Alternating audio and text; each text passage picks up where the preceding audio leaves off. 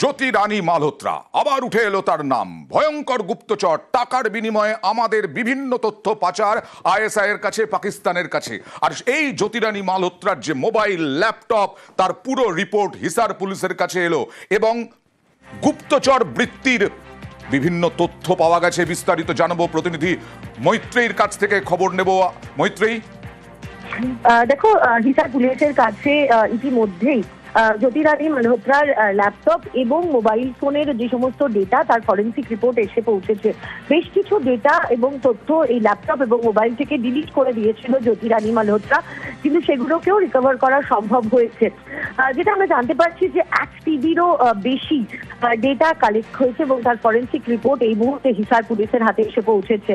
আজকেই 4 দিনের রিমান্ডের পর জ্যোতি রানী মালহোত্রাকে আদালতে তোলার কথা এবং সেখানেই পুলিশের তরফ থেকে তাকে আরো রিমান্ডে নেওয়া যায় কিনা সে বিষয়ে বিস্তারিত সিদ্ধান্ত নেওয়া হচ্ছে এবং সেই বিষয়ে কিন্তু আবেদন করা হবে বলে আমরা এখনো পর্যন্ত জানতে পারছি।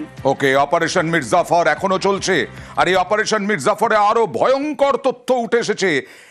সিআরপিএফ এর এসআই পদমর্যাদার একজন চর বৃত্তি করে, তাকে গ্রেফতার করা হয়েছে। সিআরপিএফ এর এসআই পদমর্যাদার। আবার যাব মৈত্রীর কাছে। মৈত্রী, অপারেশন মির্জাফরে এটা তো একটা বড় সড়ো তথ্য। এর পরিচয় কি? এ কতদিন ধরে গুপ্তচর বৃত্তি করত এবং সিআরপিএফ এর মধ্যে থেকে? নিঃসন্দেহে দেখো, এটা অত্যন্ত বড় ব্রেক থ্রু এই মুহূর্তে ভারতের যেটা তদন্তকারী সংস্থারা রয়েছে তাদের কাছে। দিল্লিতে এই সিআরপিএফ এর যে জওয়ান, তাকে গ্রেপ্তার করা হয়েছে। মতিরাম জাট এই ব্যক্তির নাম এবং এই জওয়ান একদিন দুদিন নয়, 2023 সাল থেকে টানা পাকিস্তান ইন্টেলিজেন্স অপারেটিভ বা পাকিস্তানের এজেন্টদেরকে বিভিন্ন সেন্সিটিভ ইনফরমেশন, তথ্য পাচার করতে বলে প্রমাণ পেয়েছে এনআইএ ইতিমধ্যেই। এবং সেই তথ্য পাচারের জন্য, প্রতি তথ্য পাচারের জন্য সে মোটা রকমের অঙ্ক পেত পাকিস্তানের তরফ থেকে। ফলে টাকার বিনিময়ে দেশকে বিক্রি করে দেওয়া এবার সিআরপিএফ এর মধ্যেই সেরকম একজন ধরা পড়লো। ইতিমধ্যে পাটিয়ালা হাউস কোর্টের তরফ থেকে এই মতিরাম জাটকে নিজেদের হেফাজতে নিয়ে, এনআইএ যাতে নিজেদের হেফাজতে নিয়ে জিজ্ঞাসাবাদ চালিয়ে যেতে পারে তার নির্দেশ দেওয়া হয়েছে এবং এনআইএ তরফ থেকেও কিন্তু একাধিক বিষয়গুলো খতিয়ে দেখা হচ্ছে যে কোন কোন সেন্সিটিভ ইনফরমেশন, কতটা তথ্য পাকিস্তানকে গত 2 বছরে পাচার করেছে এই মতিরাম। যোগ থাকতে পারে সেই দিকেও কি নজর এনআইএর? একেবারে সেটাও যেমন দেখা হচ্ছে, তার সঙ্গে সঙ্গে এর ওপরের হায়ার অফিসিয়ালসও কেউ যুক্ত ছিল কিনা। অর্থাৎ শুধু যে এই একজন ব্যক্তি এসপিওনাজে যুক্ত ছিল তেমনটা মনে করছে না এনআইএ। সেখানে দাঁড়িয়ে আর হায়ার অফিসিয়ালস কারা কারা যুক্ত ছিল, কত ওপর পর্যন্ত এসপিওনাজের বীজ ছড়িয়ে রয়েছে, সেটাই দেখার এবার চেষ্টা করছে এনআইএ। পাক দূতাবাস, বারবার বলছিলাম না, পাক হাই কমিশন অফিস, সেটাই তো একেবারে চক্র ওখানেই গুপ্তচর বৃত্তির। আইএসআই এজেন্ট জোগাড়ের কাজ। হরিয়ানার নু থেকে গ্রেফতার হওয়া পাক চরের বয়ানের চাঞ্চল্যকর তথ্য। হরিয়ানা থেকে আরেক ধৃত নমন ইলাহি, তার সঙ্গে আইএসআই হ্যান্ডলারের চ্যাট প্রকাশ্যে। मैं 2018 में पाकिस्तान एम्बेसी गया था अपना वीजा के लिए। मेरा पासपोर्ट दे दिया वापसी और नंबर जो है फॉर्म पर लिखा है, नंबर ले लिया मेरा उसने। वीजे के लिए जो कोई बंदा रहे ना, तो उससे किसी से 8,000 10,000 ऐसे पैसा कहे करे और बंदा भेज दे करे। जब मैं वीजा के लिए गया तो अब कुछ हमारे लिए कुछ करना पड़ेगा और उसके लिए हम तुझे लाखों रुपया देंगे। পাক দূতাবাসের আড়ালে ইসলামাবাদের কালো মুখ। সোমবার হরিয়ানার নৌ থেকে গ্রেপ্তার করা হয় পাক চরকে। পাক চর তারিফের চাঞ্চল্যকর বয়ান। मैं 2018 में पाकिस्तान एम्बेसी गया था अपना वीजा के लिए।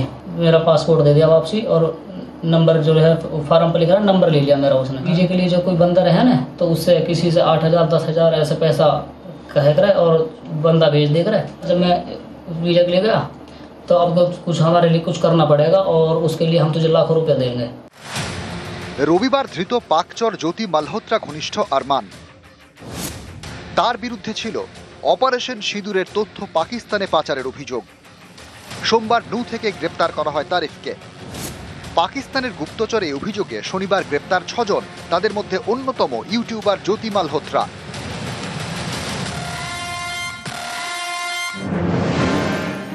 ধৃতদের তালিকায় ছিল নমন ইলাহি। আইএসআই চরদের সঙ্গে সরাসরি যোগাযোগ। পানিপথে একটি ফ্যাক্টরিতে বেসরকারি নিরাপত্তা কর্মী হিসেবে কাজ করত নমন। পাকচর সন্দেহে তাকে গ্রেপ্তার করে পুলিশ। তার ফোন খতিয়ে দেখে পুলিশ, এতেই উঠে এসেছে চাঞ্চল্যকর তথ্য। এই নামানের সঙ্গে আইএসআই হ্যান্ডলার ইকবাল কানার চ্যাট। এই চ্যাটে নামান লিখছে, সাহেব প্লিজ আমাকে ক্ষমা করে দিন, আমার কি দোষ, আপনি আমার জন্য বসে আছেন। ইকবাল উত্তরে লেখে, তুই আমার কাজ করবি, আর কবে কাজ করবি তুই, সেনার দুটো প্রিন্ট দে। নামান উত্তরে লিখছে, আর দুদিন জানাব।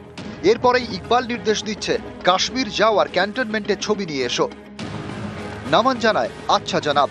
ইকবাল লেখে, গুড, জলন্ধর আর অমৃতসর থেকে জম্মুগামী ট্রেনে লোকেশন পাঠাও, দেখো এই ট্রেনগুলি করে কত লোক আসছে। সোমবার পুলিশ গ্রেপ্তার করে পাকচর দেবেন্দ্র সিং ধিলোকে। ফোনের সমস্ত তথ্য ডিলিট করে দেয় সে। বাজেয়াপ্ত ডিভাইস খতিয়ে দেখছে তদন্তকারীরা। पाकिस्तान गया था और वहाँ पाकिस्तान के लोगों के संपर्क में आया और उन लोगों के संपर्क में आने के बाद ये आईएसआई भारत पाकिस्तान युद्ध के समय जो ऑपरेशन सिंदूर चल रहा है उसकी जानकारियाँ देता था। इसके पास जो डिवाइस मिले हैं उसकी भी गहनता से तफ्तीश हमारी साइबर थाने के द्वारा की जा रही है। হরিয়ানার পর উত্তরপ্রদেশ, মোরাদাবাদ থেকে গ্রেপ্তার শাহজাদ। এই শাহজাদের সঙ্গে যোগাযোগ ছিল পাক গুপ্তচর সংস্থা আইএসআই এর।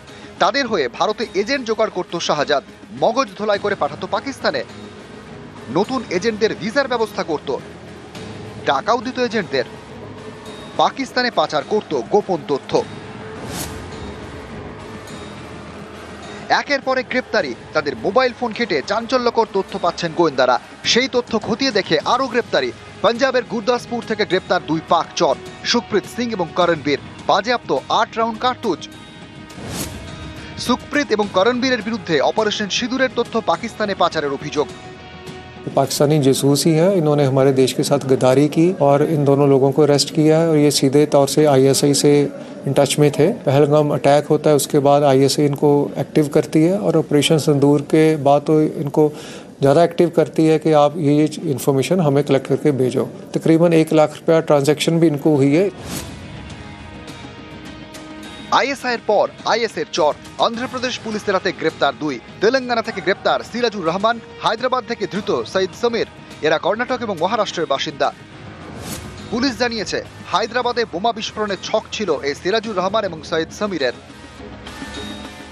নিউজ 18 বাংলা। এবার এ রাজ্যে চলে আসি, বাদুড়িয়ার খবর দেখাবো। সরকারি প্রকল্পের রাস্তা হচ্ছে, সাধারণ মানুষের ভালোর জন্য রাস্তা হচ্ছে, কিন্তু একজন শুধু সেখানে বাধা। এই গাছ তাঁর, এই গাছ তিনি কাটতে দেবেন না, আর তা নিয়ে ব্যাপক গন্ডগোল। সরাসরি চলে যাব প্রতিনিধি অনুপমের কাছে, তবে তার আগে ছবিটা একবার দেখাবো।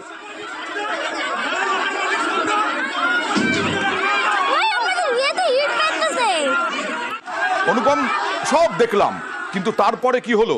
সেই ব্যক্তি কি অন্তত মানলেন বিষয়টা, রাস্তা তৈরি করতে দেবেন?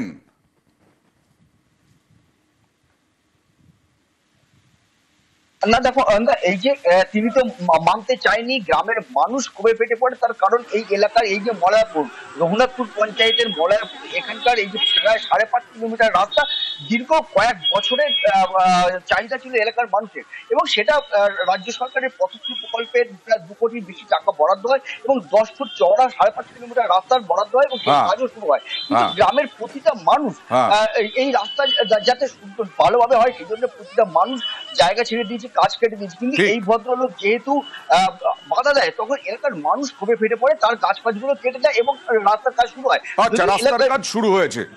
পিন্টু সর্দার তিনি কিন্তু স্থানীয় মেম্বারের বলেই